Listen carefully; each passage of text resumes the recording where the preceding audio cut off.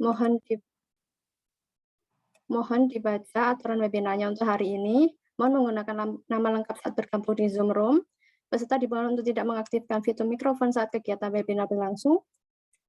Peserta dimohon untuk tidak membagikan layar dan melakukan anotasi. Moderator memiliki hak penuh untuk mengatur jalannya acara dan mohon menghormati sesama.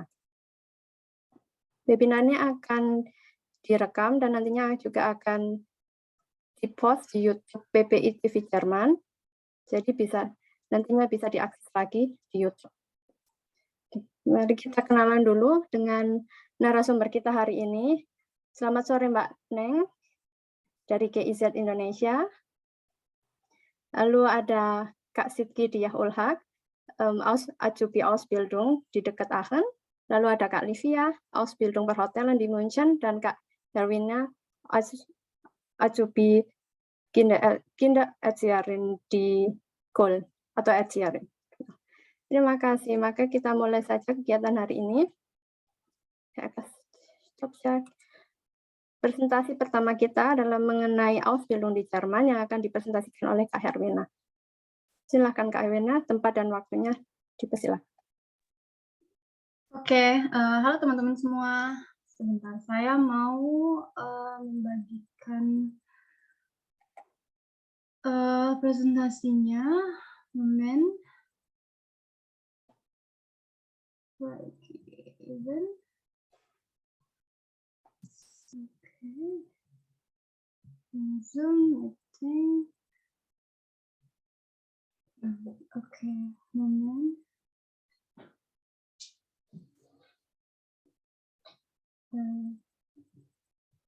Mana sih ya? Sebentar ya teman-teman.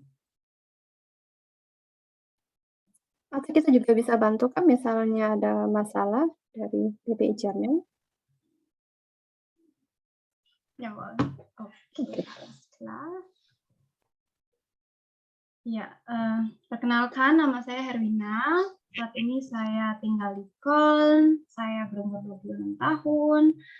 Dan di sini saya tuliskan juga background pendidikan saya supaya teman-teman tahu sedikit ya kenapa sih saya bisa ke Jerman. Yang pertama itu saya dulu di Jakarta, saya berkuliah pendidikan bahasa Jerman di Universitas Negeri Jakarta.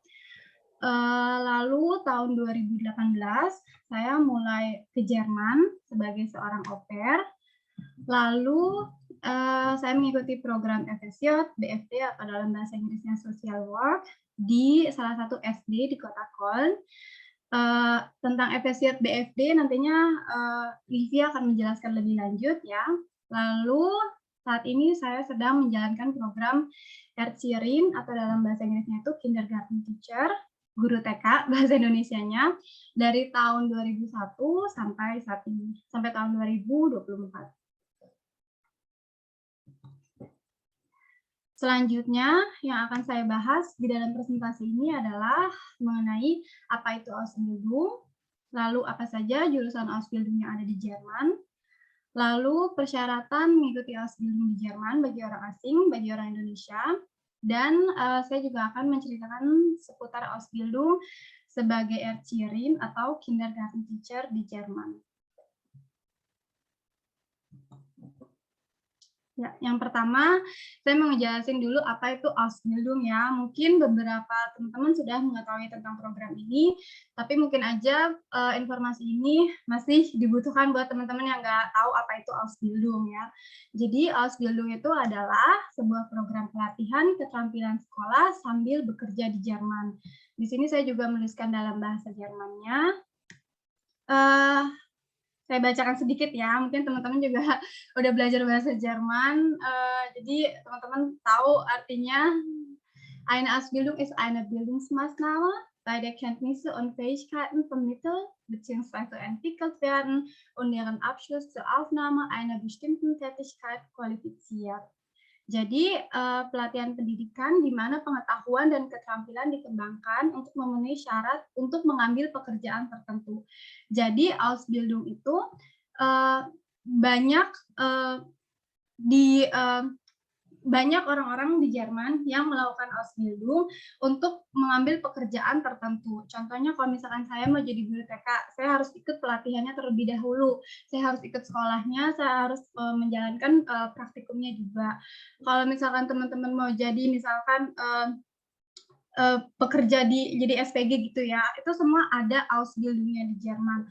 Nah, selanjutnya itu saya mau menjelaskan di sini apa saja Ausbildung yang ada di Jerman. Ausbildung yang ada di Jerman itu banyak sekali.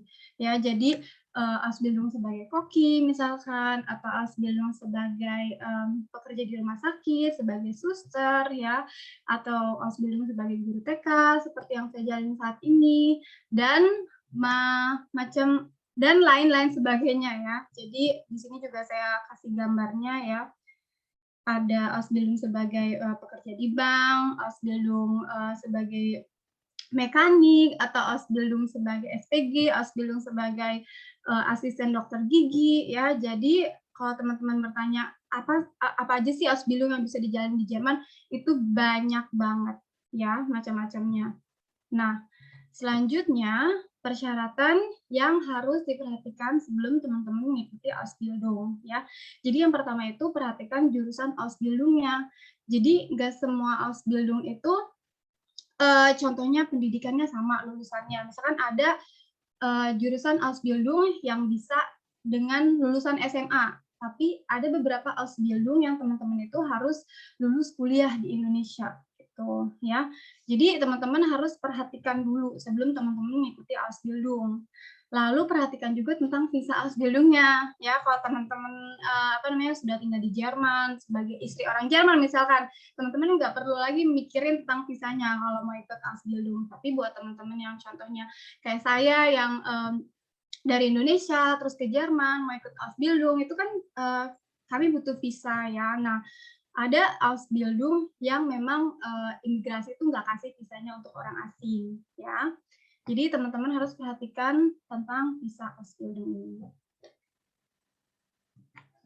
Lalu selanjutnya saya mau kasih informasi tentang Ausbildung menjadi guru TK, atau dalam bahasa Jermannya itu Ausbildung zur Erzieherin yang sedang saya jalani saat ini.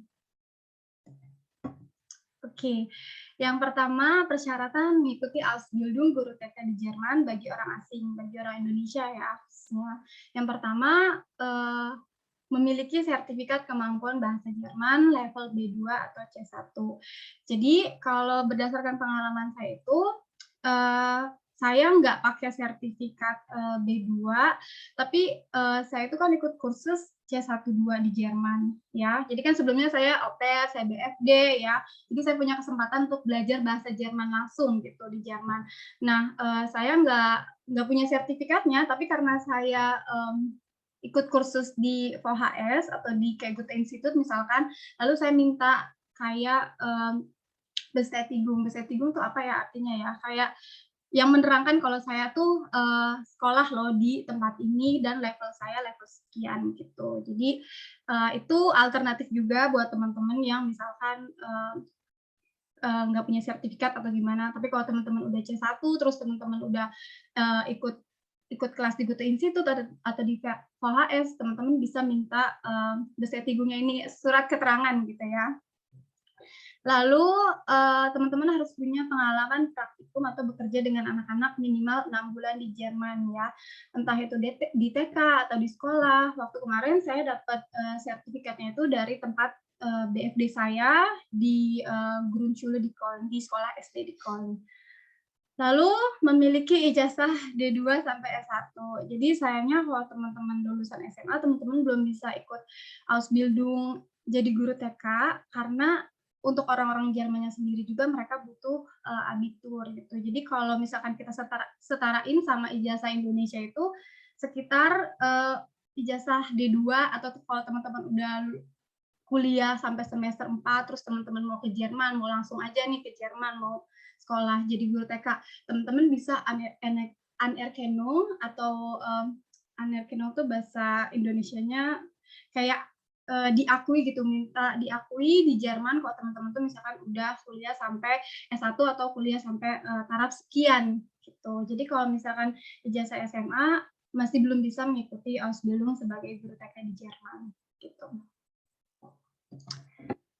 Nah, selanjutnya kalau teman-teman udah punya persyaratan tersebut ya, teman-teman langsung melamar ke perusahaan atau tempat praktikum yang nanti teman-teman akan laksanakan dan melamar ke sekolah. Jadi Ausbildung itu kan ada teorinya di mana teman-teman dapatkan di sekolah atau di bersekolah, dan ada praktiknya, ilmu praktiknya gitu ya, yang teman-teman dapatkan di perusahaan atau tempat praktikum. Contohnya kalau saya itu kan praktikumnya di TK atau perusahaan saya itu Pemkot setempat ya, dan bersekolah saya itu salah satu bersekolah juga di Kota Kon. Ya, jadi ini saya kasih gambarannya sedikit. Ada gambarnya di kiri itu tempat saya bekerja. Sayangnya saya nggak boleh kasih foto di mana saya sama anak-anak ya, karena di Jerman itu nggak boleh sembarangan kasih foto anak-anak atau foto orang-orang ke orang luar gitu istilahnya. Terus ini sekolah saya di Köln. Oke, jadi dokumen-dokumen apa yang diperlukan saat teman-teman melamar buat jadi guru TK di Jerman atau Ausbildung menjadi guru TK? Yang pertama, teman-teman harus buat CV, ya, bahasa Jerman itu Lebenslauf. Lalu ada motivation letter, kenapa teman-teman mau mengikuti Ausbildung ini. Terus pastinya seperti yang saya sudah jelaskan tadi, ijazah yang diakui di Jerman, ya, sertifikat P2 atau C1, atau alternatifnya yang tadi saya udah kasih tahu juga, sama sertifikat praktikum yang menerangkan kalau teman-teman itu pernah bekerja dengan anak-anak. Oke, jadi selanjutnya ada, bentar ini agak kurang kelihatan ya atasnya. Jadi apa aja sih keuntungan teman-teman kalau mengikuti Ausbildung menjadi guru TK di Jerman? Yang pertama pastinya gaji ya, pastinya uang, karena kita kan butuh ya buat tinggal di sini, buat membayar segala macam tentang kebutuhan di sini. Jadi kalau teman-teman ikut Ausbildung jadi guru TK, teman-teman itu mendapatkan gaji ya, itu sekitar 1.190 April kemarin, plus asuransi lengkap ya. Di Jerman kan kita butuh asuransi juga, kayak asuransi hari tua, terus asuransi pengangguran, asuransi kesehatan gitu ya. Dan kalau teman-teman ikut Ausbildung menjadi guru TK ini, teman-teman juga dibayarkan asuransinya sama tempat kerja. Lalu teman-teman juga bisa mendapatkan cuti liburan 30 hari kerja ya, jadi sekitar 1 bulan 2 minggu. Terus selama mengikuti Ausbildung juga kalian tuh sekolahnya gratis ya, jadi sekolahnya ini dibayarkan oleh tempat kerja kalian. Lalu mendapatkan pengalaman bekerja langsung dengan pedagogik anak-anak di Jerman, itu benar-benar apa ya, pengalaman yang luar biasa banget gitu, bisa bekerja langsung sama pedagogik di Jerman, pedagogik anak gitu, dan kita bisa mendapatkan pengalaman yang benar-benar beda banget dengan pola mengajar di Indonesia atau pola mengajar anak-anak di Indonesia dan di Jerman, itu sangat berbeda. Ya teorinya sih sama, cuma karena masalah kultur, masalah budaya gitu-gitu ya, jadi agak berbeda kalau di Jerman gitu ya. Lalu oke, jadi saya agak lupa sedikit, saya mau menjelaskan perusahaan tempat di mana saya bekerja ya, tempat saya menjalani praktikum. Jadi di Jerman itu TK-nya itu ada bermacam-macam ya, misalkan TK privat atau TK dari gereja atau TK dari lembaga gitu ya.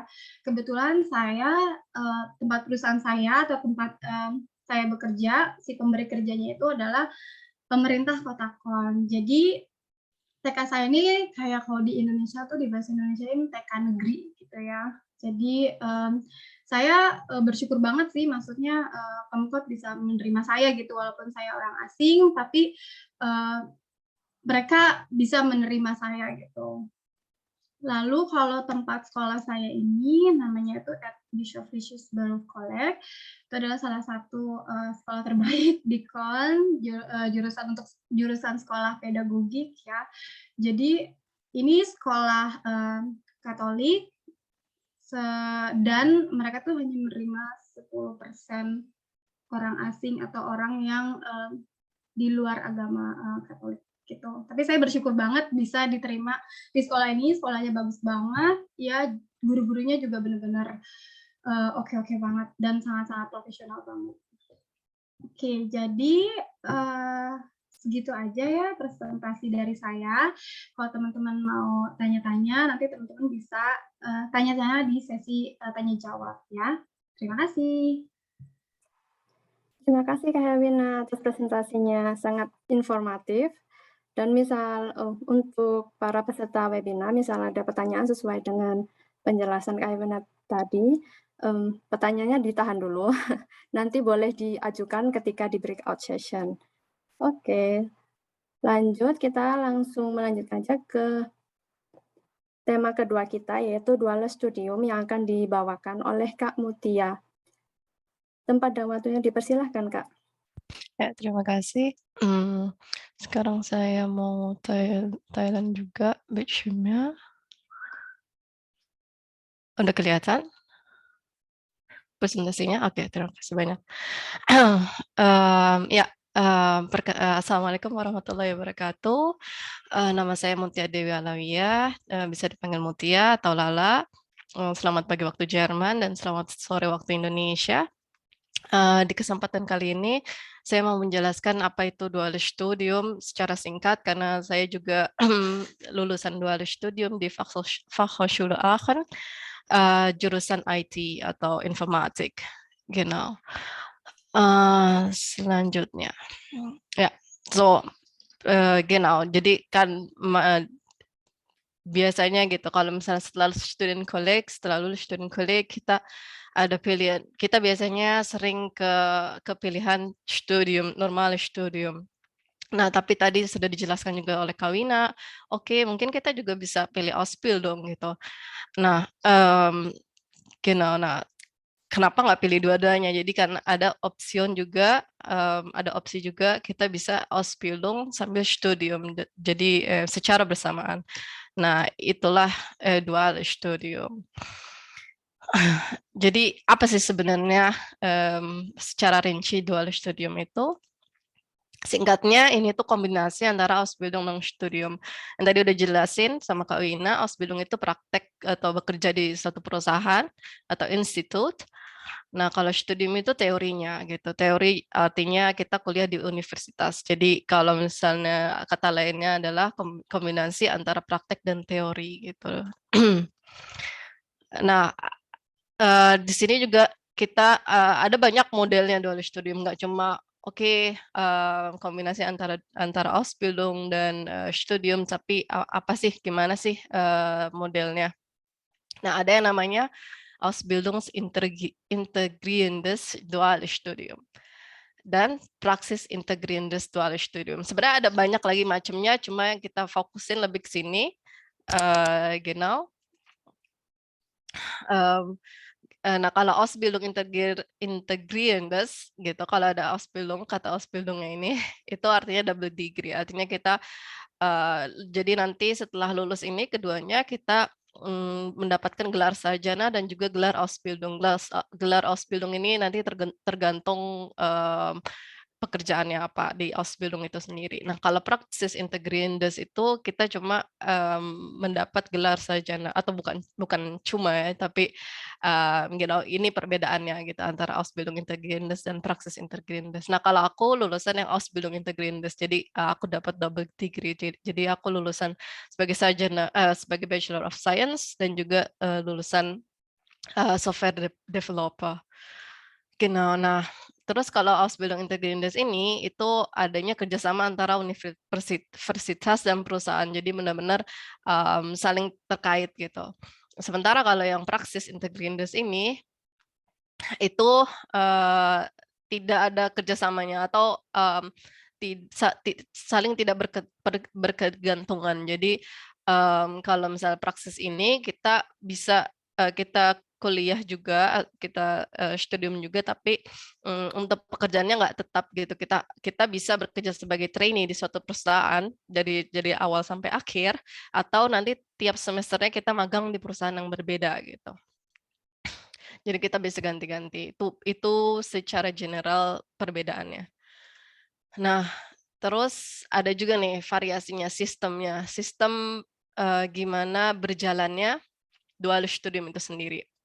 Nah, jadi gimana pembagian waktunya antara teori dan prakteknya, antara kuliah dan Ausbildung-nya. Itu opsi pertama itu bergilir setiap bulan. Artinya misalnya kita 3 bulan kuliah di universitas, 3 bulan praktek, selanjutnya juga lanjut kuliah, 3 bulan kuliah lagi, lanjut lagi praktek gitu. Nah, opsi kedua menyesuaikan masa pembelajaran. Ini seperti yang aku alami, yang opsi kedua. Jadi kalau misalnya fase-fase kuliah atau fase kuliah gitu, jadi ada Vorlesung,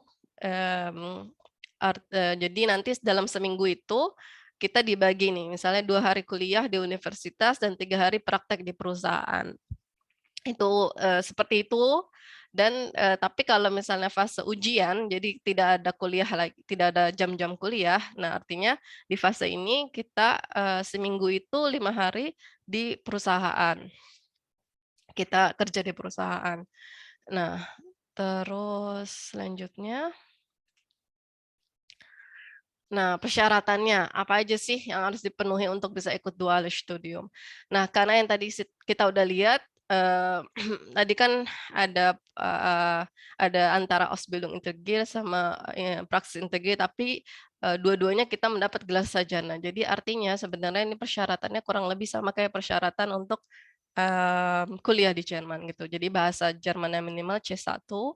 Nah, kenapa gitu? Karena kan nantinya kita harus komunikasi dong dengan rekan kerja, rekan universitas gitu. Sama kita harus memahami juga nih nanti pekerjaan gitu, tugas prakteknya apa gitu yang diberikan di perusahaan, di kantor gitu. Terus sama kita juga harus paham materi kuliahnya apa gitu. Nah, terus, syarat selanjutnya ini secara umum ya, secara general, nanti detailsnya ada lagi gitu. Sertifikat pendidikan gitu, kalau, secara syarat umum kuliah di Universitas Jerman gitu, kayak, apa namanya, ijazah SMA mungkin atau apa gitu. Nah, kalau untuk S1 itu yang paling penting adalah ijazah Studienkolleg, kalau untuk S2 ijazah S1 gitu. Nah, jadi, untuk S2 juga ada yang namanya dual studium gitu. Jadi nggak cuma buat S1 tapi S2 ada. Nah, selanjutnya adalah CV dan surat motivasi. Ini syarat umum untuk bekerja di perusahaan gitu kan. Nah, nanti syarat lainnya itu tergantung sama perusahaan dan universitas. Kadang juga kayak, perusahaan membutuhkan, eee, syarat misalnya harus sudah praktek atau apa gitu. Genau. Nah, terus gimana sih proses pendaftarannya? Jadi tuh harus daftar di perusahaan atau di universitas gitu. Kurang lebih sama sih sama kayak yang Kak Wina tadi, jelaskan gitu. Kita bisa daftar di perusahaan, kita juga bisa daftar di universitas gitu. Jadi dua-duanya bisa. Kalau misalnya, umumnya pendaftar yang paling umum itu diajukan ke perusahaan dulu nih. Jadi pertama kita harus daftar Ausbildung gitu, jadi kita harus cari nih, oke pekerjaan yang kita mau apa gitu, dan kita harus lihat nih info, di website perusahaan itu yang kita tuju, gimana cara daftarnya. Nah setelah kita daftar, kita akan diundang gitu. Kalau memang perusahaan kita tarik gitu, kita akan diundang wawancara atau tes penilaian gitu. Misalnya tes, mate atau tes apapun itu gitu. Nah, kalau kita lulus, kita akan dapat tanda tangan kontrak Ausbildung. Nah, dengan bisa mendaftar studium, kita bisa daftar kuliah di universitas yang bekerja sama dengan perusahaan tersebut gitu. Jadi, wie gesagt, jadi emang ketergantungan. Jadi emang harus, sesuai gitu. Oh ya, dengan Ausbildung ini kita bisa, apa namanya, mendaftar di di universitas ini gitu. Nah, barulah gitu kalau misalnya kita juga sudah, eee terdaftar di universitas itu. Setelah keterima berarti kita artinya terdaftar sebagai Azubi. Azubi itu Auszubildende di perusahaan tersebut, itu status kita selama Ausbildung, dan juga terdaftar sebagai mahasiswa di universitas tersebut. Nah, kalau alternatif lain, yaitu pendaftaran diajukan ke universitas. Itu gimana? Pertama kita daftar kuliah dulu di universitas yang bekerjasama dengan perusahaan tersebut. Jadi emang kita harus cek dulu, kita harus benar-benar cari informasinya. Universitas mana aja yang menyediakan gitu dual studium, dan perusahaan mana aja gitu yang bekerja sama dengan dual studium ini. Nah, setelah kita daftar, nanti kita aplikasi pendaftaran kita yang kita kirimkan ke universitas akan diteruskan ke perusahaan-perusahaan yang bekerja sama di program dual studium ini. Nah, nantinya kalau misalnya ada perusahaan yang tertarik gitu dengan aplikasi kita akan diundang wawancara atau tes penilaian, selanjutnya juga sama gitu, nanti tanda tangan kontrak untuk Ausbildung kalau sudah diterima, dan kita akan terdaftar juga. Nah, bedanya di tahap ini, tahap ketiga, nah ini tuh hanya ada jika ada undangan wawancara dari perusahaan. Jadi bisa jadi dokumen yang kita udah aplikasikan ke universitas terus diteruskan ke semua perusahaan, bisa jadi nggak ada perusahaan yang tertarik gitu, atau nggak ada undangan wawancara sama sekali gitu. Makanya cara ini gitu, alternatif ini itu tidak begitu umum gitu, karena tahap ini bisa miss gitu. Kalau yang tadi kan kita udah tahu gitu perusahaan mana, terus nanti tinggal daftar kuliahnya. Itu aja sih perbedaannya. Nah, sejauh ini gimana? Tertarik nggak nih? Terdengar optimal kan, kayak kita ada pilihan ini, kita bisa praktek dan teori secara bersamaan gitu. Tapi cocok nggak nih sama kita? Kita lihat dulu apa sih, gimana sih dual studium itu? Cocok nggak nih sama kita? Pertama itu anstrengend. Anstrengend itu artinya melelahkan. Kenapa? Karena secara bersamaan kuliah dan praktek gitu. Jadi artinya 2 kali lipat beban gitu. Beda sama yang Ausbildung sendiri atau kuliah sendiri gitu. Karena target kita nggak cuma menyelesaikan kuliah kita, mendapatkan gelar sarjana, tapi kita juga harus menyelesaikan proyek perusahaan kita gitu. Pasti kan kita nantinya dikasih proyek gitu, dikasih pekerjaan gitu, dikasih tugas gitu. Jadi artinya kita harus dua-duanya kita bertanggung jawab gitu dengan apa yang kita lakukan gitu. Nah, 2 kali lipat beban. Selanjutnya juga lumayan kompetitif, karena ini juga di antara orang Jerman itu sendiri itu udah mulai terkenal, dan di Ausländer juga udah mulai beliebt lah. Jadi banyak orang yang mendaftar, jadi sudah mulai diminati banyak orang, jadi persaingannya cukup ketat. Karena ini juga perusahaan juga ingin mencari yang terbaik gitu. Pastinya karena melihat gitu, oke, potensinya seperti ini, oke, kita bisa ambil, oke, mungkin belum. Jadi pasti perusahaan pun juga mencari potensi-potensi yang terbaik gitu. Nah, selanjutnya juga wenige Freizeit, artinya nggak banyak waktu luang. Kenapa? Karena biasanya kalau orang kuliah biasa gitu kan, bukan biasa, maksudnya normal gitu, ohne Ausbildung, nggak ada Ausbildung, itu mereka punya libur semester. Nah, sementara kita nggak punya, karena kan yang tadi aku bilang pertama, apa namanya, kalau misalnya fase-fase ujian, kita 5 hari harus kerja gitu. Jadi kita bisa ambil libur, cuma kalau ambil libur gitu, kita punya libur gitu kalau misalnya kita ambil cuti dari perusahaan.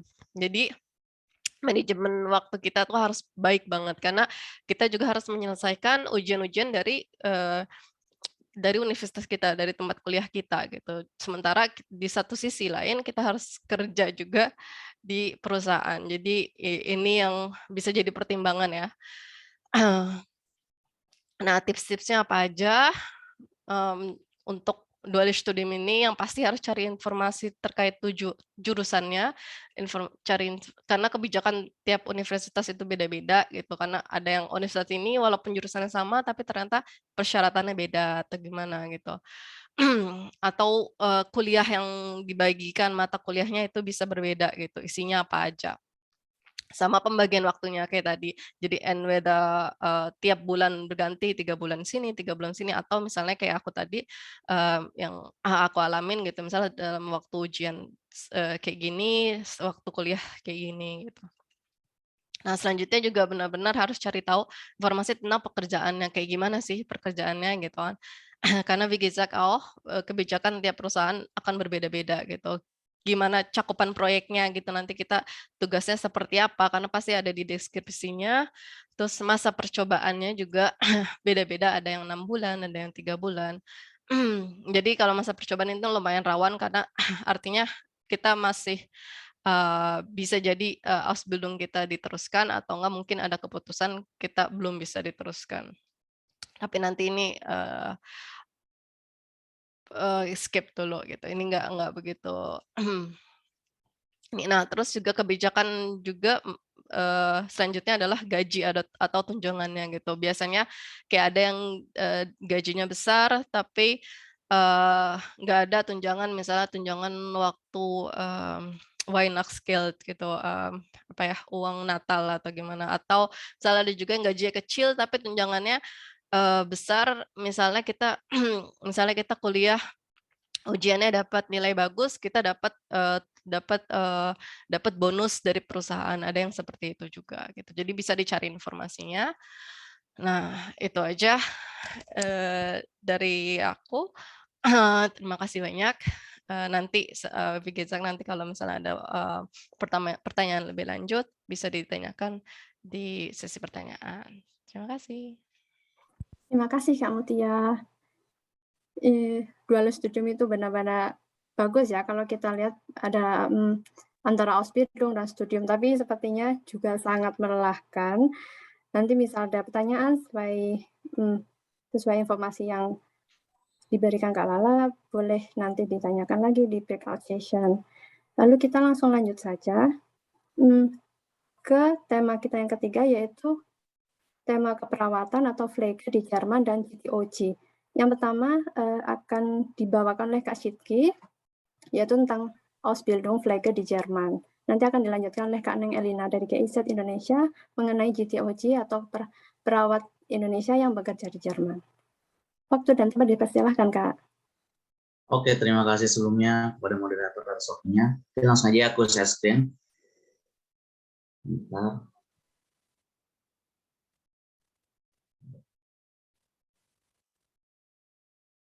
Kelihatan nggak sih? Kelihatan ya?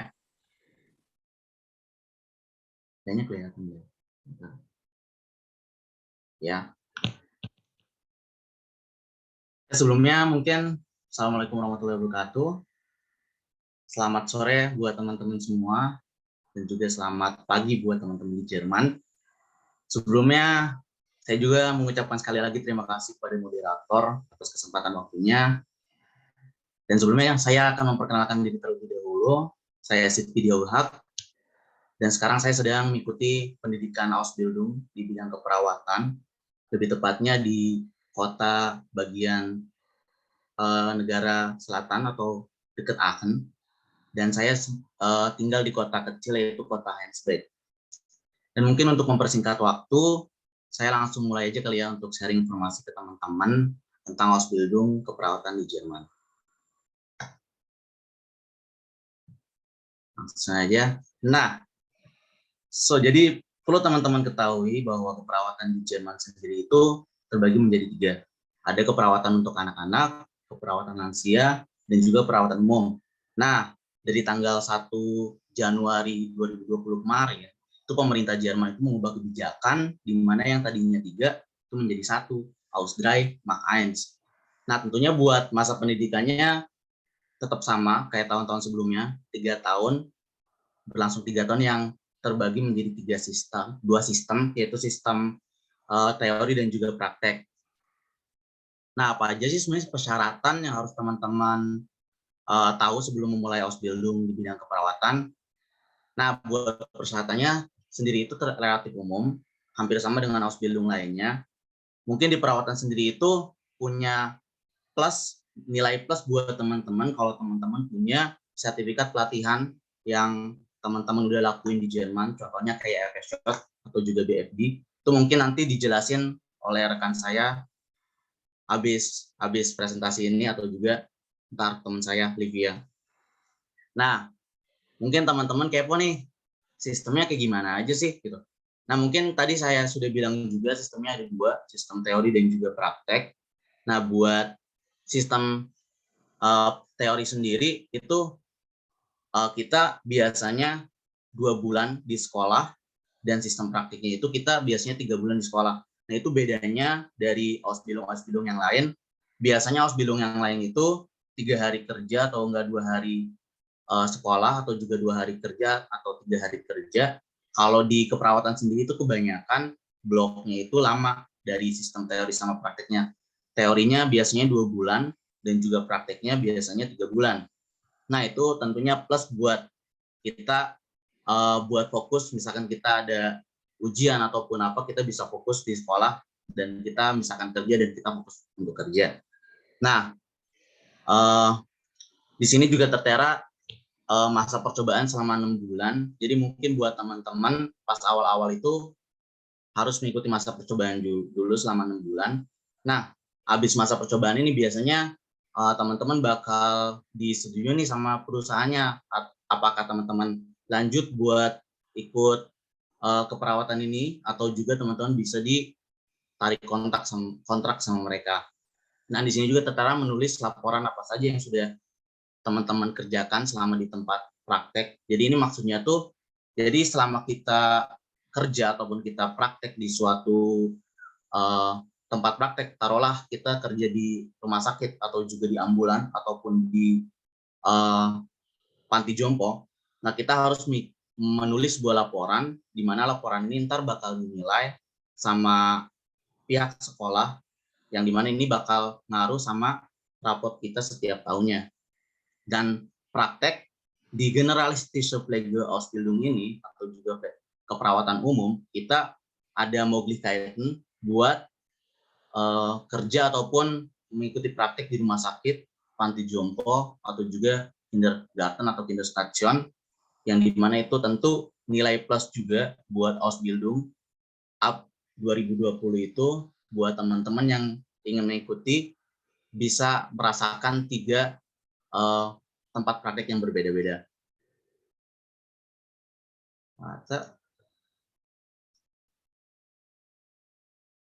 Nah, apa aja sih sebenarnya aturan yang berlaku di Pflegeausbildung ini?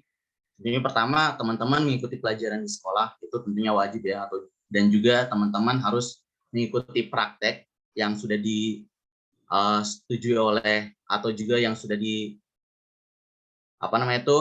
yang sudah disiapkan oleh pihak Ausbildung, dan teman-teman tidak boleh mengambil cuti pada waktu blok teori. Dan teman-teman tadi sudah saya jelaskan juga laporan tertulis selama kerja praktek, mengikuti praktikum eksternal itu yang tadi saya sebutkan juga. Praktikum eksternal itu ada di bagian rumah sakit atau juga di kinderstation atau stasiun khusus anak-anak, atau juga di tempat untuk orang-orang lansia atau juga panti jompo. Dan izin lapor jika tidak bisa datang terlambat ke sekolah atau kerja praktek. Ini sangat penting buat teman-teman dikarenakan kita harus melaporkan apapun yang kita lakukan selama masa Ausbildung agar orang-orang atau juga perusahaan yang terlibat Ausbildung kita itu dia tahu apa yang kita lakukan. Nah, tentunya ini yang paling ditunggu-tunggu mungkin ya teman-teman, kepo nih fasilitas apa aja sih yang didapetin. Tentunya pertama tunjangan finansial selama masa pendidikan. Nah, tunjangan finansial ini nggak beda jauh dari Ausbildung lainnya. Ausbildung yang tadi Kak Herwina sampaikan, itu misalkan di kindergarten atau juga di TK itu 1.190, kalau di Pflege itu minimal itu 1.140, dan itu juga tergantung dari tempat Ausbildung nantinya bisa jadi lebih besar, bisa jadi tetap 1.140 itu minimalnya. Dan waktu libur dan cuti tahunan itu juga tergantung dari tempat Ausbildungnya, bisa jadi lebih dari 30 hari atau juga bisa jadi 20 hari atau 24 hari, dan itu tergantung dari Ausbildung yang kita tempati nanti. Keringanan tiket transportasi umum. Nah, ini biasanya kita juga dapat keringanan nih buat kita misalkan mau beli tiket bus ataupun tiket kereta dari tempat Ausbildungnya, biasanya mereka ngasih keringanan buat kita, entah mereka ngebayarin setengahnya atau juga bisa jadi mereka ngebayarin full. Nah, tentunya biasanya mendapatkan asrama juga untuk atau juga bantuan untuk mencari asrama. Nah, biasanya yang paling penting nih, soalnya buat nyari asrama sendiri itu paling susah. Nah, makanya mereka biasanya ngasih asrama atau juga ngasih bantuan kita buat nyari tempat tinggal. Nah, itu kebanyakan di bagian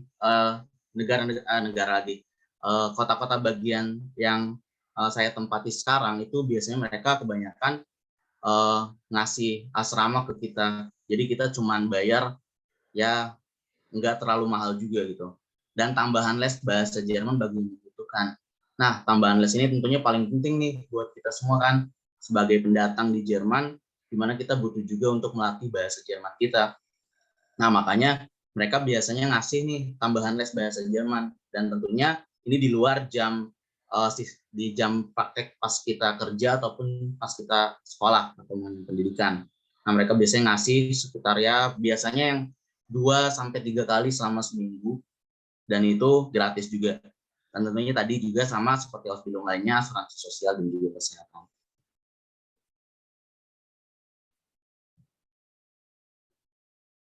Nah, untuk jenjang karir sendiri, lulusan Ausbildung di jurusan keperawatan itu biasanya bisa melanjutkan pendidikan lanjutan atau juga Weiterbildung.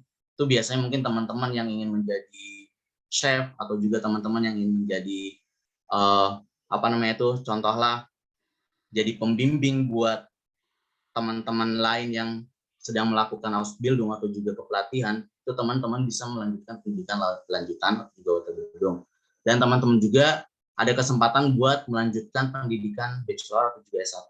Tentunya ini lumayan rumit juga, di mana teman-teman harus mempunyai pengalaman kerja. Itu kebanyakan universitas di Jerman buat orang-orang yang dari Ausbildung Pflege atau juga keperawatan yang ingin melanjutkan bachelor atau juga S1, biasanya mereka meminta surat dari perusahaannya kalau kita tuh sudah kerja di perusahaan tersebut. Bisa jadi setahun atau 3 tahun, itu tergantung dari universitas masing-masing. Dan ini yang terbaru juga dari generalistische Pflege ini atau juga keperawatan yang terbaru di negara Jerman, itu lulusan keperawatannya itu diakui di negara bagian Eropa. Jadi buat teman-teman yang mungkin nantinya bakal kerja atau mau kerja di negara bagian Eropa lainnya, contohnya kayak di Prancis atau juga di Belanda ataupun di negara bagian lainnya, teman-teman bisa punya kesempatan buat kerja di negara tersebut. Nah, suka duka yang saya rasakan nih selama mengikuti program Ausbildung keperawatan ini, tentunya saya bisa merasakan kehidupan dan lingkungan profesional ketika bekerja, di mana saya juga tahu nih, oh ternyata orang Jerman ini kerjanya kayak gini, dan tentunya itu pengalaman sangat berharga buat saya pribadi. Ini ada yang satunya culture shock, itu pasti banget. Kayaknya hampir setiap orang di Jerman itu merasakan culture shock setiap pendatang yang baru pertama kali ke Jerman gitu kan, di mana budaya kerja mereka berbeda, budaya kita juga berbeda, dan itu cukup saya rasakan yang sangat, dan juga kesulitan mencari tempat tinggal. Contohnya kita juga sulit banget mencari tempat tinggal, apalagi di kota-kota besar, di mana tempat tinggalnya sangat mahal, dan juga proses permohonan izin tinggal yang tidak mudah. Taruhlah mungkin buat teman-teman yang sudah merasakan untuk melakukan permohonan izin di tempat tinggal di kota kota teman-teman itu sangat susah banget. Soalnya buat Ausbildung sendiri biasanya kita harus mempunyai kontrak atau juga vertrag yang sudah ditandatangani oleh perusahaan atau juga Ausbildung yang sedang kita lakukan. Dan itu sangat yang saya rasakan selama ini ketika saya melakukan atau juga melaksanakan program Ausbildung di bagian keperawatan. Mungkin sekian dari informasi saya. Semoga informasinya juga bermanfaat buat teman-teman semua. Terima kasih atas perhatiannya. Assalamualaikum warahmatullahi wabarakatuh. Terima kasih Kak Sidki. Sekali lagi untuk yang baru datang, selamat datang di webinar PPIJ, Jalan Lain Meniti Karir di Jerman, FSJ-PFD, Ausbildung dan Duale Studium. Setelah sesi pemaparan ini akan dibuat breaking room, agar peserta bisa bertanya langsung kepada narasumber terkait. Jadi yang masih punya pertanyaan atau tadi kelewatan dan belum tahu infonya, boleh ditahan dulu ya pertanyaannya, nanti bisa ditanyakan langsung ke narasumber saat di breakout rooms. Oke, kita langsung lanjut karena temanya masih sama ke Kak Neng Erlina dari GIS Indonesia mengenai perawat Indonesia atau lulusan perawat Indonesia yang bekerja di Jerman. Saya akan bantu share screen. Oke. Untuk Kak Erlina, waktu dan tempat dipersilakan. Terima kasih Mbak Nay, terima kasih untuk bantuan untuk share screen-nya. Nama saya Neng Erlina, atau bisa dipanggil Neng atau Erlina. Saya saat ini bekerja di GIZ. GIZ itu lembaga kepunyaan pemerintah Jerman yang bekerja sama dengan pemerintah Indonesia dan memberikan dukungan untuk kerjasama pembangunan di Indonesia. Terima kasih untuk undangan dari PPI Jerman. Senang sekali bisa bergabung dengan teman-teman di sini. Saya berasumsi saya yang paling tua di webinar ini. Jadi kalau saya panggil adik-adik, mudah-mudahan yang lebih tua dari saya tidak tersinggung. Saya dulu juga pernah tinggal di Jerman sekitar 11 tahun. Saya mulai dari au pair, kemudian saya sekolah, kemudian saya kerja. Jadi itu dulu petualangan saya selama di Jerman. Kemudian saya pulang dan bekerja di beberapa perusahaan atau di universitas dan akhirnya sekarang di GIZ. Di GIZ saat ini saya bekerja sebagai koordinator sebuah programnya GIZ bernama Triple Win. Triple Win ini adalah program yang mendukung pemerintah Indonesia untuk melakukan penempatan perawat Indonesia ke Jerman. Jadi ini ini skema kerjasama antara pemerintah ke pemerintah. Jadi agak beda tadi sama yang sudah dipaparkan oleh narasumber sebelumnya. Tapi mungkin sebagai tambahan, kalau saja teman-teman yang bergabung di sini tidak terbiasa mengenai sistem edukasi di Jerman, mungkin ada tadi dan agak bingung tadi melihat ada kata-kata Ausbildung, Studienkolleg dan yang lain. Sebagai background aja, kalau kita lulus SMA di Indonesia, kayaknya bukan SMA lagi sekarang namanya, SMU, atau kita lulus itu tuh tidak langsung tidak setara dengan lulusan SMA-nya Jerman. Makanya selalu ada proses penyetaraan. Dan biasanya kalau karena tidak setara, makanya mereka harus teman-teman yang baru lulus SMA, misalnya saat ini akan disuruh sekolah persiapan atau Studienkolleg selama 1 tahun. Jadi biar ijazahnya setara supaya teman-teman di sana mau Ausbildung atau mau sekolah lagi atau apa. Jadi dan itu juga terjadi bukan cuma di Ausbildung tapi juga kalau kita kerja, ijazah kita itu akan selalu disetarakan. Atau kompetensi kita kalau kita ngomongin perawat akan selalu disetarakan gitu. Kalau di Jerman itu ada beberapa Bundesländer atau provinsi, mereka punya office sendiri, punya kantor-kantor sendiri yang menyetarakan sertifikasi kita yang di Indonesia. Saya saat ini base-nya di Jakarta, jadi sekali lagi selamat sore untuk teman-teman yang di Jakarta dan selamat pagi untuk teman-teman di Jerman. Slide berikutnya Mbak Nay.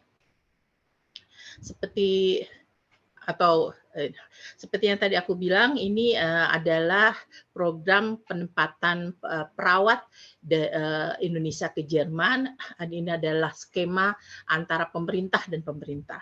Jadi yang bermain di sini playernya adalah BA atau Bundesagentur für Arbeit. Kalau di Indonesia kan itu sebenarnya seperti Kementerian Tenaga Kerja kita di Indonesia. Terus ada BP2MI, Badan Perlindungan Pekerja Migran di Indonesia. Badan ini yang mengatur semua pekerja orang-orang Indonesia yang mau kerja di luar gitu ya. Terus kemudian Jajah sendiri yang mengimplementasikan program ini. Next, Mbak Nay. Tujuannya sih kenapa sih harus ada G2G, kita nyebutnya biasanya G2G ya, supaya kita menjamin bahwa penempatan perawat ini rekrutmennya itu adil, transparan, adil, dan juga terlindungi. Next, Mbak. Salah satu kenapa disebut triple win misalnya karena kita menjamin juga atau berusaha untuk menjamin bahwa semuanya itu punya untung. Artinya negara yang negara asal, country of origin yaitu Indonesia juga ada untungnya bahwa kita punya tenaga kesehatan yang bisa bisa dikirimkan, tapi juga tidak membuat bahkan negara Indonesianya kesulitan gitu ya. Kalau di dalam data Kemenkes, perawat itu kalau di Indonesia saat ini masih surplus. Jadi kenapa Indonesia diperbolehkan untuk membuat program penempatan ke Jerman, karena kita punya kelebihan lulusan perawat atau tenaga perawat di Indonesia. Di Jerman sendiri juga butuh perawat, kalau tidak salah ada studi yang bilang di tahun 2030 nanti Jerman itu butuh 500.000 perawat. Dan itu banyak sekali yang sampai yang kemungkinan besar tidak bisa diserap oleh pasar kerja di Jerman sendiri atau bahkan di negara-negara Uni Eropa lain. Dan juga tentunya yang paling penting adalah keuntungan untuk perawatnya sendiri. Mereka biasanya macam-macam sih kalau yang mau ke luar negeri ya butuh masalah kepentingan ekonomi misalnya atau juga ingin punya internasional experience, punya pengalaman kerja di internasional, hal-hal seperti itu. Next, Mbak. Nah, karena ini kerjasama pemerintah, ada dasarnya. Dasarnya adalah MOU dari pemerintah Jerman dan Indonesia yang kebetulan ditandatangani di bulan Juli lalu. Jadi di MOU itu sudah tertera dari A sampai Z tugasnya masing-masing, BP2MI apa, BA apa, Jajat apa, nurse apa, biaya strukturnya seperti apa, nanti perawat dapat berapa, perawat harus bayar berapa, Jajat harus sumbangsi apa, dan hal-hal seperti itu. Jadi memang sudah ada MOU-nya. Next, Mbak. Di Triple Win ini, program ini sendiri bukan cuma di Indonesia baru mulai, tapi sudah ada di Bosnia, misalnya di Filipina, bahkan sudah lama sekali, sudah mulai tahun 2013, ada di Tunisia, dan kemudian yang baru buka adalah di Indonesia dan di Kerala. Kerala itu salah satu provinsi di India. Nah, kalau di Vietnam, mereka punya program perawat untuk Ausbildung, yang skema pemerintah. Kalau di Indonesia kita belum buka, kita masih menjajaki.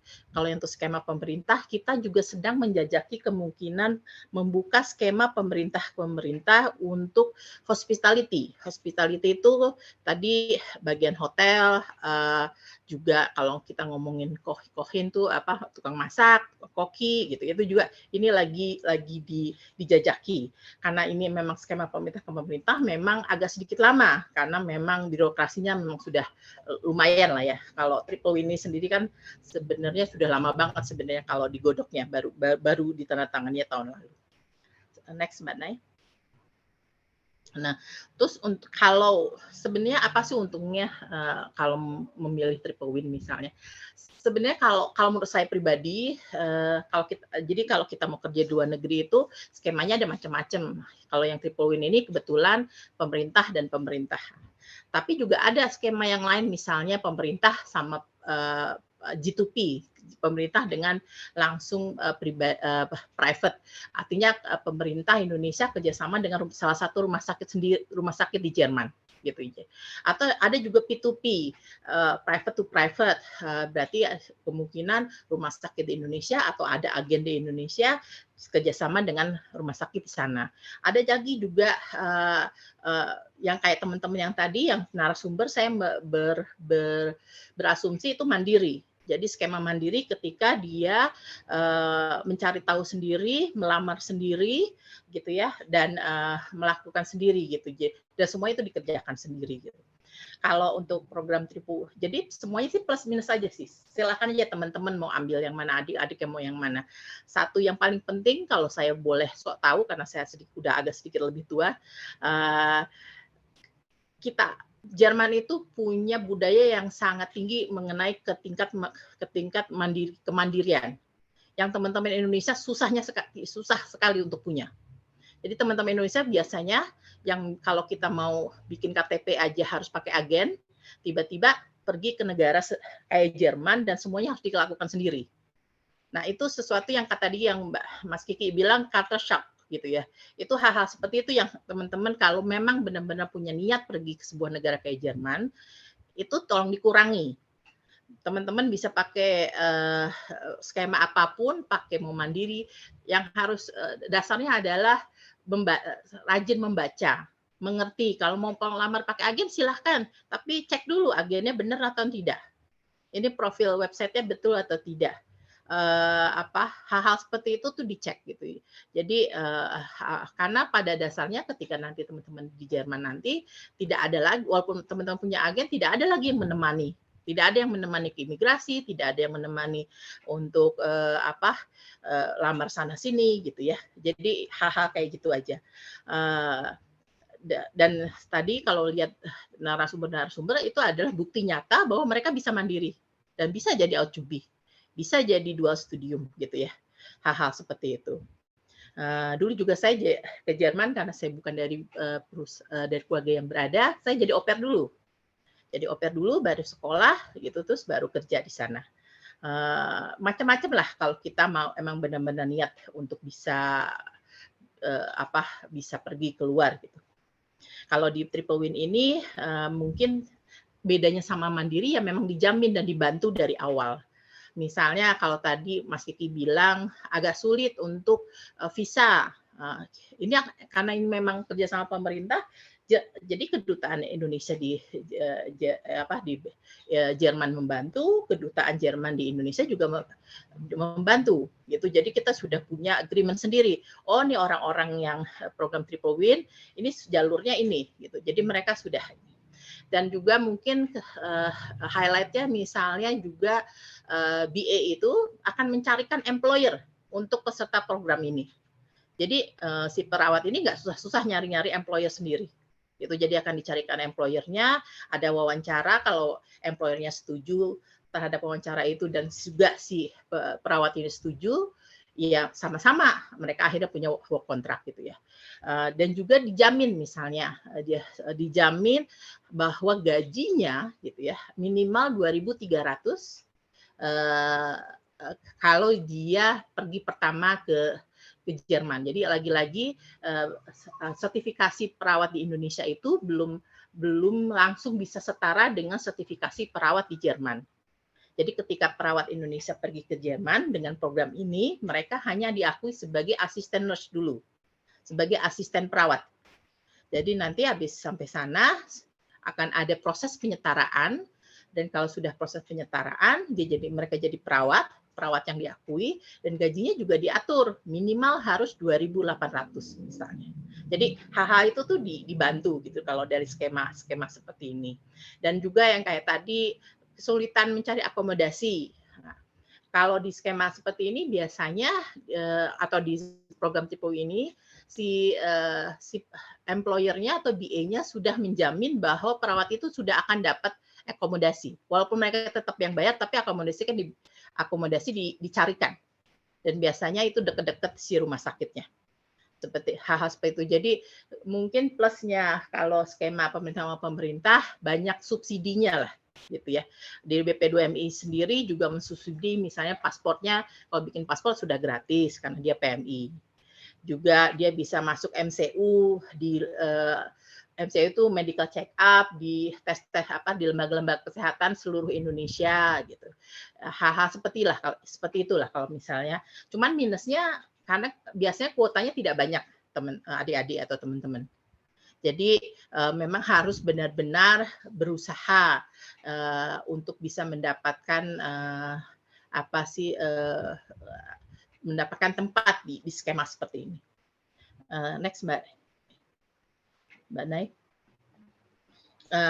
Ini tadi sebenarnya sudah aku sedikit bahas bahwa Indonesia baru bisa melakukan skema G2G atau government to government atau pemerintah ke pemerintah baru mulai setahun atau 2 tahun yang lalu, karena dulunya Indonesia itu masih di blacklistnya WHO.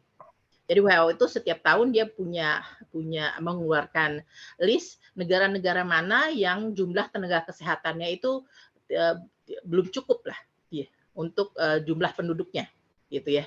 Jadi kita sudah tidak di blacklist lagi, makanya kita sudah bisa melakukan penempatan perawat ke luar negeri. Ini baru perawat ya, kalau saya bilang tadi tenaga kesehatan hanya perawat, karena dokter kita belum boleh gitu ya. Yang lain-lain kita masih kurang kalau di bagian itu. Next Mbak. Next saja, ini sudah tidak ini proses overview-nya aja, bahwa biasanya yang ikutan program Triple Win mereka akan diberikan sekolah Jerman di Indonesia sampai lulus B1. Kebetulan saat ini kita kerjasama dengan Goethe dan itu tidak bayar gitu ya. Jadi semua Goethe-nya itu tidak semuanya dibayarkan oleh si program ini. Terus untuk syarat untuk bisa terbang ke sana adalah cuma 2, lulus P1 dan punya work contract, punya kontrak kerja. Selama mereka punya 2 itu, mereka bisa langsung pergi ke Jerman. Gitu. Nah, skema-skema kayak gini sebenarnya banyak. Pada dasarnya kalau misalnya teman-teman mandiri, teman-teman kayaknya nggak mungkin langsung bisa, karena teman-teman harus punya B2. Jadi syaratnya 2. Jadi B2 dan bedanya itu aja. Karena kalau lewat program ini dia terbang sebagai assistant nurse, nanti selama di sana mereka punya waktu 1 sampai 3 tahun gitu ya. Sebenarnya diharapkan 1 tahun untuk ikut proses penyetaraan dan juga lulus B2. Lagi-lagi B2-nya juga dibayarkan nanti di sana gitu oleh si program ini. Juga penerbangan juga dibayarkan oleh si program ini, dibantu juga izin kerja, gitu, hal-hal seperti itu gitu. Dan juga di program ini juga ada khusus-khusus tambahan, misalnya nanti ada khusus mengenai interculture competence, artinya belajar budaya Jerman itu seperti apa sih gitu, jadi nggak kaget mereka di sana. Dan yang diajarin udah ini ya, udah habis ya. 1 menit lagi nggak apa-apa. Okay. Ya. Dan yang diajarin bukan cuman si perawatnya aja, tapi juga pemberi kerjanya. Oh, ini budaya Indonesia ini seperti ini. Jadi dua-duanya nggak kaget bahwa ini ada perawat datang dari budaya yang berbeda. Next Mbak. Ya. Ini tadi sudah saya singgung, ini apa yang terjadi selama di Jerman. Next. Kalau ada apa-apa silahkan bisa hubungi kami. Satu lagi Mbak, kalau nggak salah. Dan kebetulan saat ini BP2MI itu program ini sedang melakukan perekrutan untuk perawat di batch kedua. Jadi kalau teman-teman ada yang sudah jadi perawat dan mau coba, silahkan. Itu saja. Terima kasih dan semoga bermanfaat. Terima kasih Kak Alina atas informasinya dan presentasinya, sangat informatif dan bisa membantu perawat-perawat kita Indonesia untuk mencoba program ini dan melanjutkan karirnya di Jerman. Oke, lalu kita akan melanjutkan ke sesi terakhir, yaitu presentasi yang dibawakan oleh Olivia mengenai pekerja sosial ya, atau FSP dan PFD. Waktu dan tempat dipersilahkan, Kak.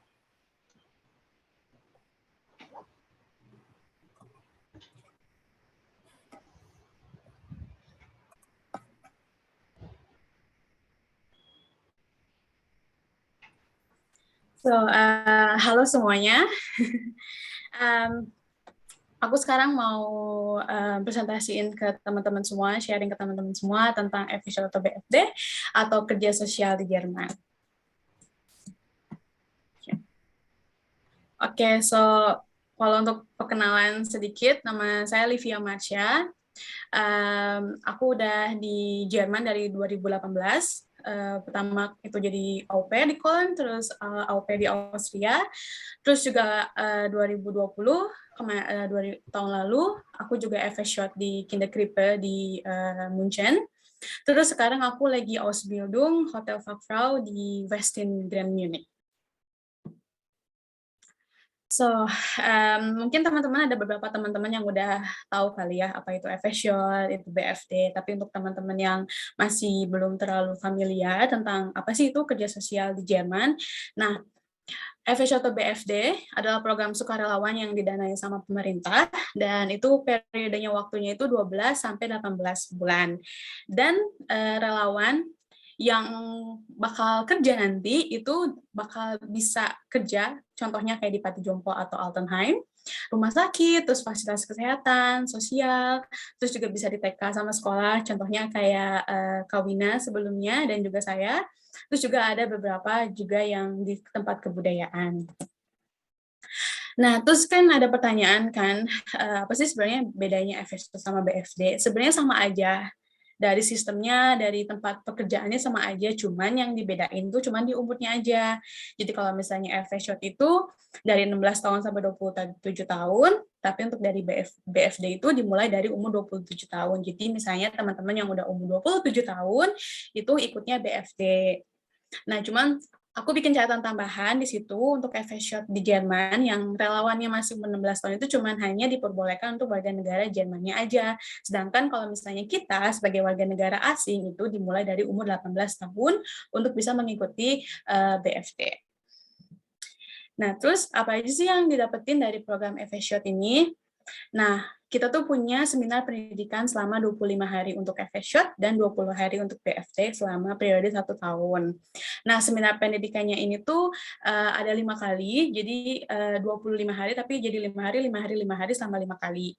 Nah, seminar pendidikannya itu tuh bakal banyak banget jenisnya.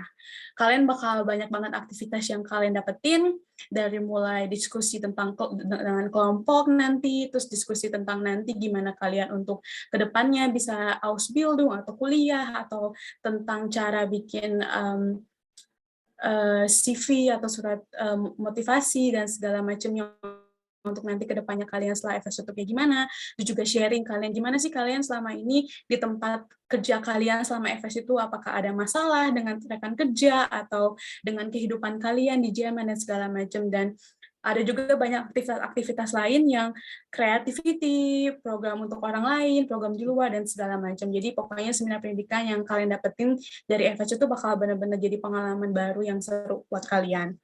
Terus kita juga punya uang saku bulanan. Jadi selama 1 tahun kita juga dikasih uang saku sama Traeger atau yayasan. Itu di sekitar 600 sampai 700 euro. Itu tergantung lagi dari Traegernya lagi berapa jumlah uang yang bakal dikasih. Terus juga dapat tempat tinggal. Jadi teman-teman juga nggak usah takut bakal tinggal di mana, karena hampir kebanyakan Traegernya itu tuh selalu ngasih tempat tinggal. Kayak contohnya saya kemarin ini, kebetulan saya kemarin dari Austria, terus saya balik ke Jerman lagi, ke Munich, itu juga untungnya Traeger atau yayasan yang kemarin saya kerja itu juga punya tempat tinggal. Jadi kemarin itu saya tinggal di kayak sebuah student Wohnheim, atau kayak kos-kosan gitulah, yang khusus untuk anak-anak FSJ, untuk Azubi, dan juga anak mahasiswa, di mana kita juga bayarnya juga cuma hanya murah gitu. Jadi bisalah kita tinggal di sana gitu. Terus dari FSJ ini juga kita punya pengalaman kerja. Nah, ini adalah salah satu yang penting dari kemarin. Tadi kan kata Kawina, kata Kak Kiki, sebelum memulai Ausbildung itu kan mereka kebanyakan perusahaannya itu minta untuk lebih bagusnya lagi punya pengalaman. Nah, dari FSJ ini dari pengalaman FShot ini, kalian bakalan punya pengalaman untuk nanti ke depannya kalian di Ausbildung itu lebih baik lagi. Nggak cuma dari pengalaman kita kerja, tapi juga dari kemampuan bahasa Jermannya kita. Karena di FShot itu kita bakalan ngomong bahasa Jerman, jadi pasti bakalan bahasa Jerman kita tuh bakal kelatih lebih baik lagi. Terus juga kita juga dapat sertifikat. Kayak tadi kayak kata Kawina, untuk yang mau Ausbildung jadi Erziehern, juga kan mereka juga minta sertifikat apakah punya pengalaman sebelumnya dengan anak-anak. Nah, dari FShot itu nanti kita juga dapat sertifikat supaya nanti kita juga bisa kasih lihat nih sama perusahaan untuk Ausbildung kita nanti, kalau kita tuh punya pengalaman sebelumnya, maupun dengan anak-anak, ataupun mau di Pflege, atau mau dimanapun, ya kita udah punya proof-nya gitu untuk mereka, kalau kita tuh udah punya pengalaman sebelumnya. Terus juga di FShot ini juga kita juga tetap punya libur dari 25 sampai 30 hari dalam setahun. Terus juga kita juga punya peluang lagi pendidikan untuk kuliah, Ausbildung, Duales Studium, setelah FShot atau BFD. Terus juga asuransi kesehatan yang ditanggung dari trägernya. Jadi karena kan di Jerman tuh penting banget ya teman-teman punya asuransi kesehatan. Nah kalau di FShot tuh nanti kita ditanggung juga asuransi kesehatannya sama mereka. Nah ini kemarin kegiatan aku waktu di Kinderkrippe sama anak-anak, sedikit gambaran.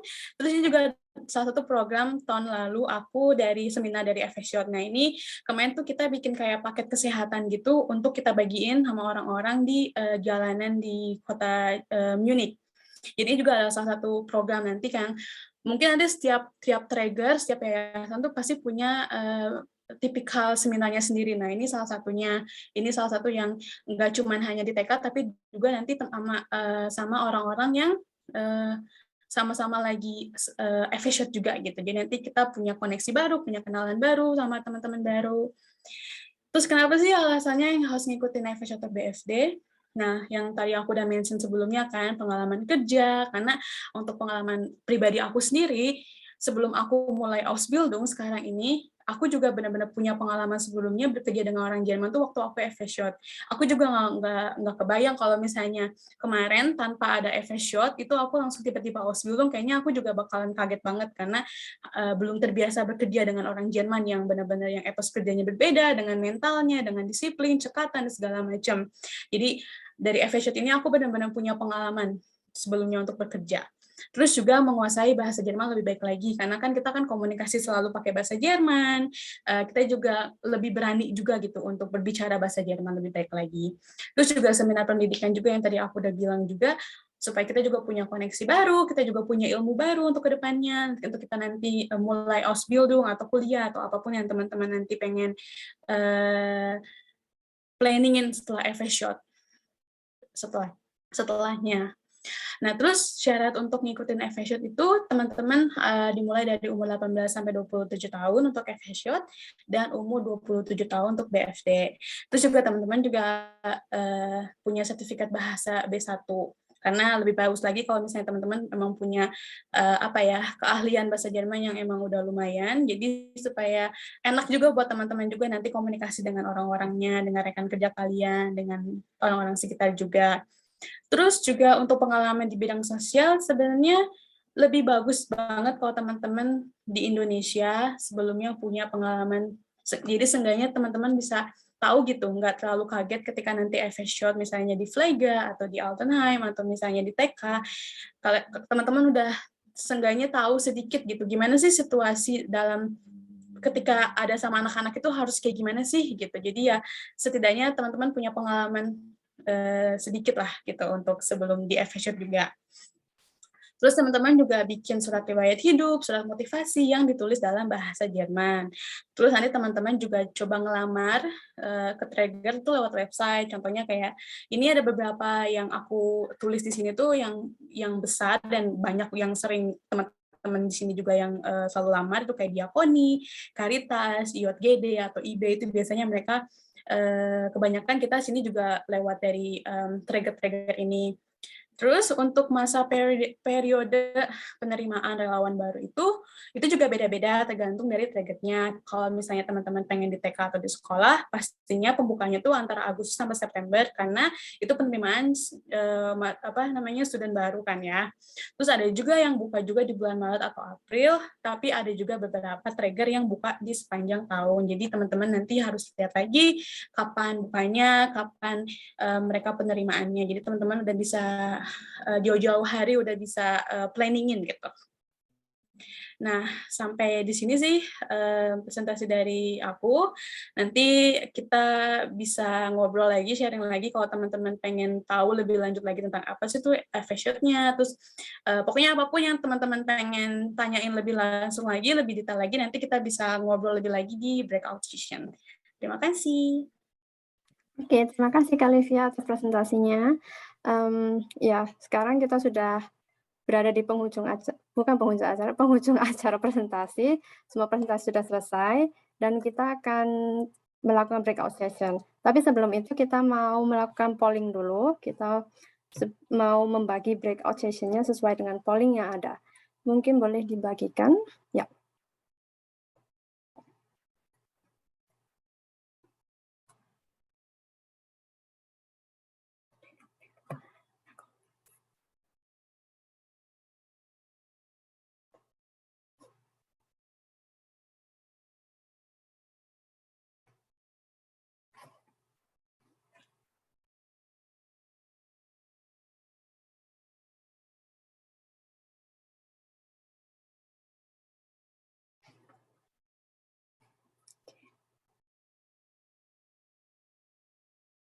Tiga 30 detik lagi mungkin. Atau mungkin bisa belum tahu, nanti boleh juga langsung masuk ke breakout session-nya.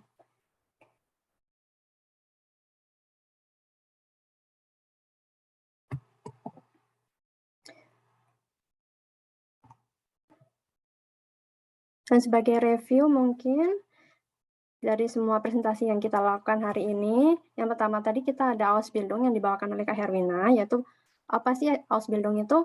Ausbildung adalah program pelatihan untuk keterampilan atau profesi di Jerman. Lalu kita tadi juga udah membahas tentang Dual Studium. Apa itu Dual Studium?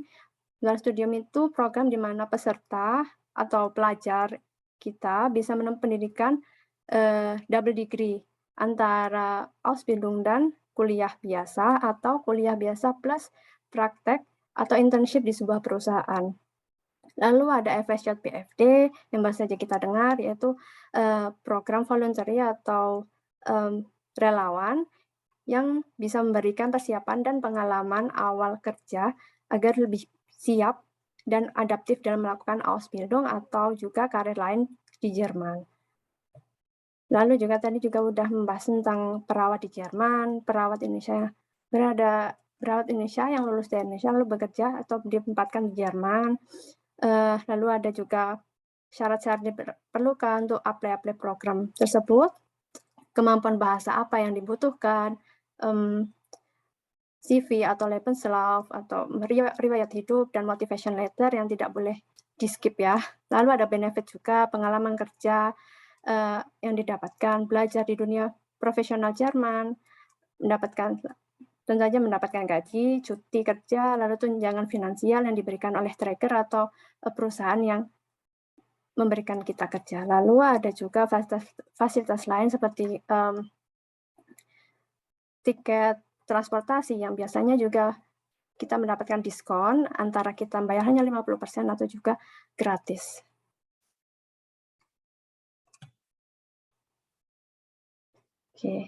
Oke, lalu mungkin polling-nya sudah selesai.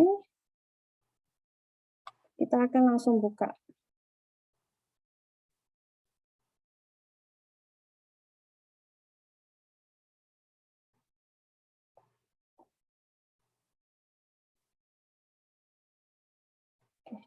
Oke, kita akan buat breakout session-nya. Ini aku akan sharing dulu presentasinya tadi.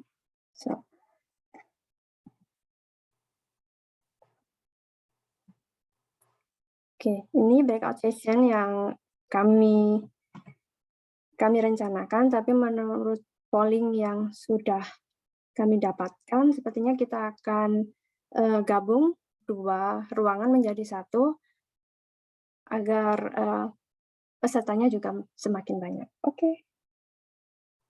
Boleh dibuatkan breakout session-nya oleh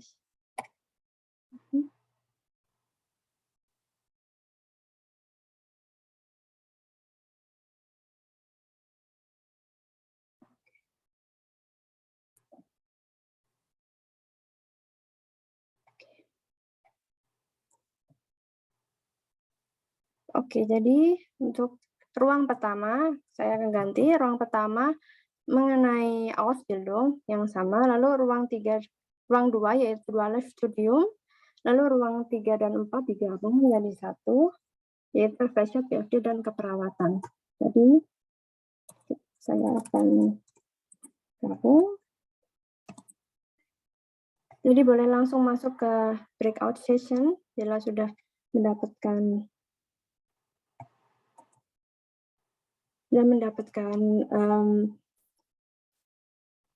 informasi dari kita. Dan mungkin untuk teman-teman saya juga dari BPIJ boleh di stop dulu juga off session-nya atau recorder-nya karena kita sudah masuk ke breakout session. Terima kasih. Sebentar, untuk teman-teman host yang lain, tolong ini ya breakout room-nya tiba-tiba ke putus-putus soalnya. Oke. Dari bantu ya, masuk, buatnya dimasukkan. dari saya aja ya.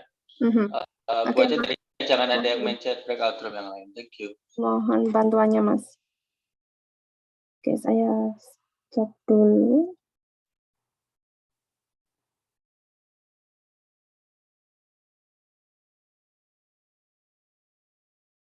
Silakan teman-teman peserta untuk mulai bisa masuk ke 3 tempat yang sudah tersedia.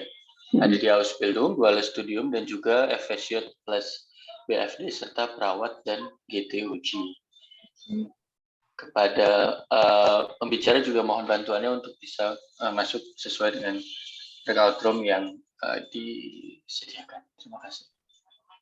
Saya mau tanya, ini kan ada di sini tertera Nachricht. Aduh, ini bahasa Jerman lagi. Alle Räume schließen oder soll ich dann Nachricht an alle senden klicken? Langsung beitreten aja, Kak. Also beitreten. Genau. Also, kalau Räume schließen-nya mohon jangan.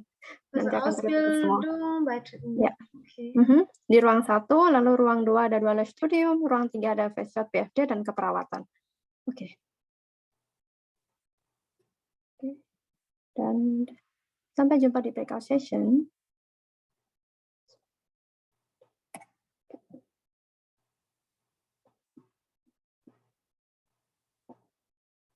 Nai, Saya di masuk. Ausbildung belum ada moderator kan? Oke, jadinya. saya masuk ya. Ya udah oke, nanti aku bantu ya. Aku yang monitor semuanya berarti. Thank you. Silakan masuk Nai. Bisa dimulai.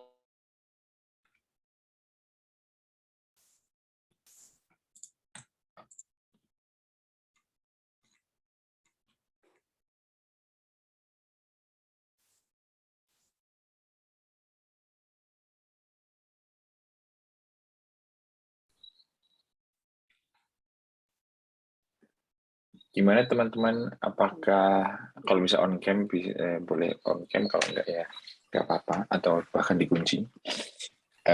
Apakah ada pertanyaan atau apakah ada? Ini saya ngomong-ngomong, saya Geraldo, saya dari BPIJ dan akan membantu memoderatori sesi ini. Seandainya ada pertanyaan, langsung ditanyakan aja. Kalau enggak, aku dulu mungkin yang bertanya ke Mbak Muti. Kalau Mbak Muti itu kenapa dulu memilih Duales Studium ya? Gimana ya? Alasannya kalian berdua milih untuk masuk ke dalam social working sama pengen menjadi Pflege itu dari mana untuk kalian berdua? Ya mulai dari misalkan oke, apa nih? Iya, jadi balik lagi ya tadi pertanyaannya, nggak ada masalah sama sekali kalau misalkan jurusan kamu itu nggak ada sangkut pautnya dengan jurusan menjadi guru TK.